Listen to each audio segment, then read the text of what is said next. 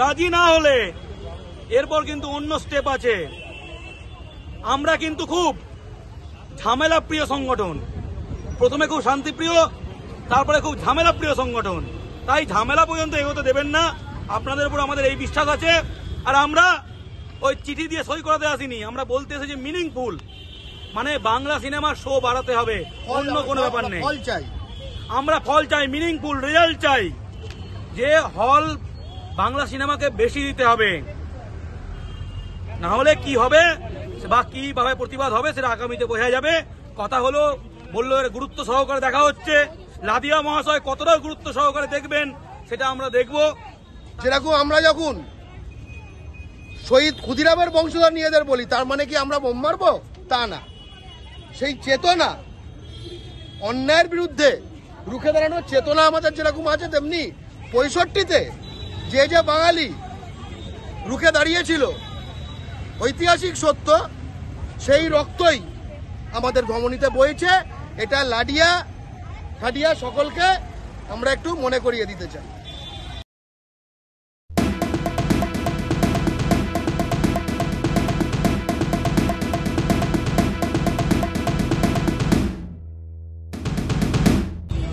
বাংলা পক্ষ আজকে south city আইনক্সের সামনে বিক্ষোভ কর্মসূচি করলো, তার কারণ বাংলার মাটিতে হিন্দি সিনেমা বেশি হল পাচ্ছে, বাংলা সিনেমা কম তো নয়, নগণ্য হল পাচ্ছে।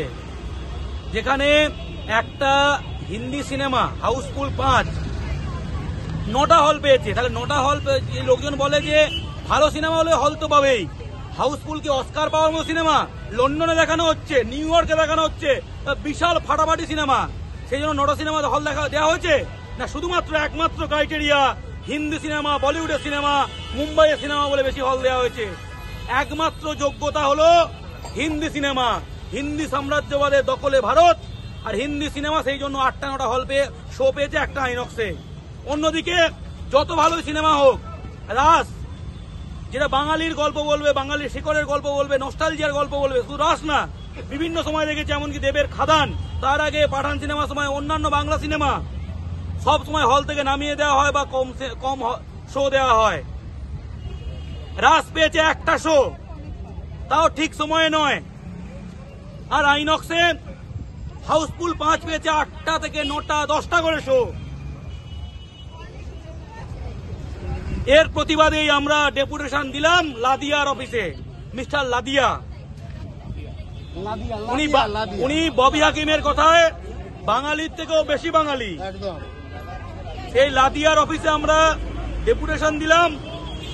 আমি কয়েকটা কথা বলেছি যে দেখুন, আমরা আজকে একটা বিক্ষোভ কর্মসূচি করলাম ছোট করে, আপনারা এখানে ডেপুটেশন দিলাম আমরা, কারণ প্রথমে যদি কথা বলে মিটে যায় তাহলে তো ভালো, তাহলে আইন সংবিধান মেনে আমরা ভালো করে আপনার সঙ্গে কথা বললাম, মিটে গেল, তাহলে ভালো।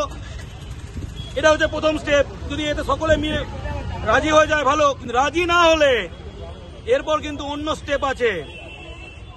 আমরা কিন্তু খুব ঝামেলা প্রিয় সংগঠন, প্রথমে খুব শান্তিপ্রিয়, তারপরে খুব ঝামেলা প্রিয় সংগঠন।